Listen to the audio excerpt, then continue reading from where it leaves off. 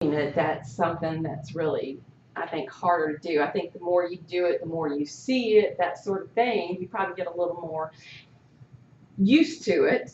Hopefully the doctor that's reading it knows what they're looking at.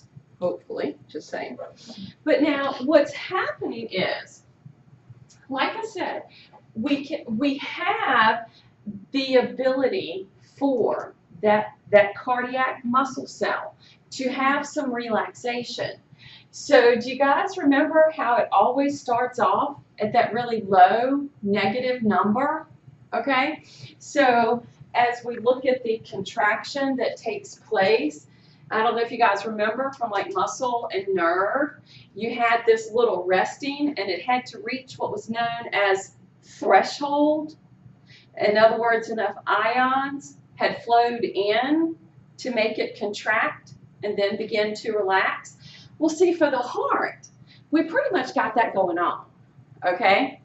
But now here's something else that I want to ask you about, clinical significance.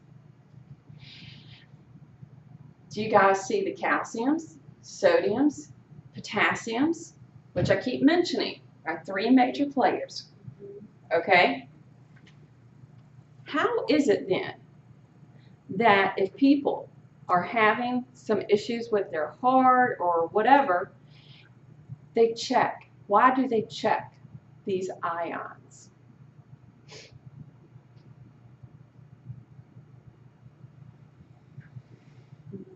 Michelle? Is it because they're what's firing it, causing the heart to pump, like all the setting up? And let's think about that for a second.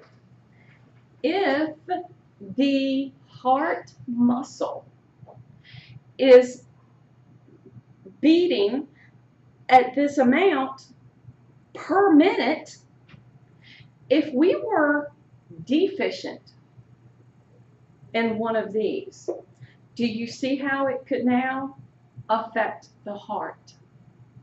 And if we were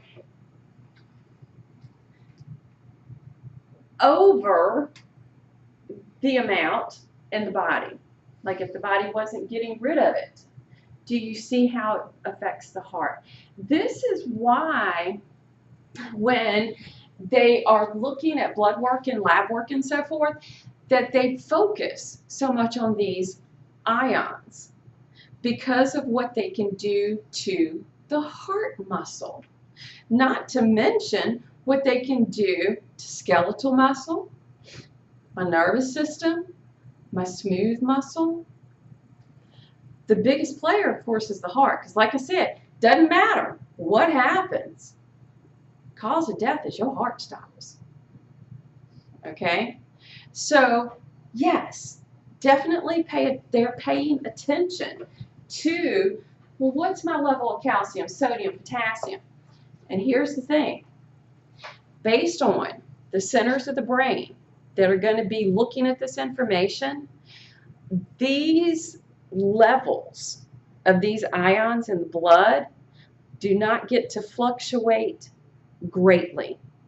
Their ability to fluctuate is so limited by homeostasis.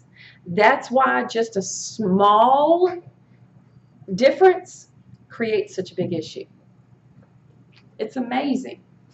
So if you remember all the little processes that take place with muscle contracting, all right, if we have that ability to rest, they're letting us know that we have a value for that can be tested for heart muscle. And as the heart functions, as the muscle functions, look at now when the gates open. Do you guys remember the gated channels in the plasma membrane? We're used to seeing a lot of sodiums. Sodium, sodium, sodiums. What do we see added now for the inflow? Calcium. So at the heart muscle, we are dependent on inflow of both. We are dependent on calcium and sodium. Then we'll depolarize We'll get our peak. The potassium channels open, gets to leave the cell. We get the balance of calciums and sodiums get balanced. We repolarize. We get down to that little bit of the rest for that cardiac muscle, and it starts all over again. So, as that SA node, as we look at the cardiac, as all of this takes place, we are seeing very similar to what we saw with skeletal muscle, with our nerves. One of the differences here, we are dependent a lot on calcium. Now, if you remember, nerves were dependent on calcium. Skeletal muscle, dependent on calcium. The skeletal muscle is only active when the nerves tell it to be. Okay? This heart beating all the time, we definitely need that calcium. We don't have it in our diet in proper amounts. Where do we have to? Where's the body going to pull it from? Your bones. One of the reasons that as we leave the, babies usually stop drinking milk and stuff. What?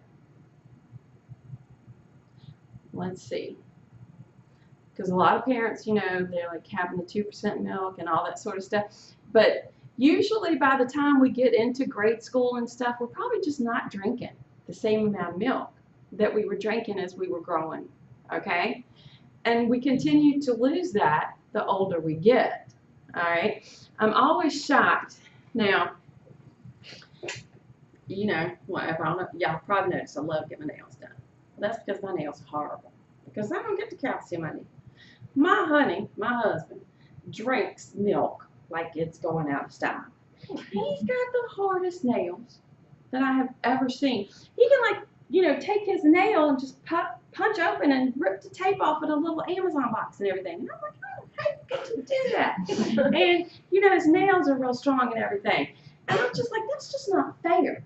But, granted, he does drink his milk and stuff. But it does become important, okay, to make sure we get our calcium in our diet. Do you see why now?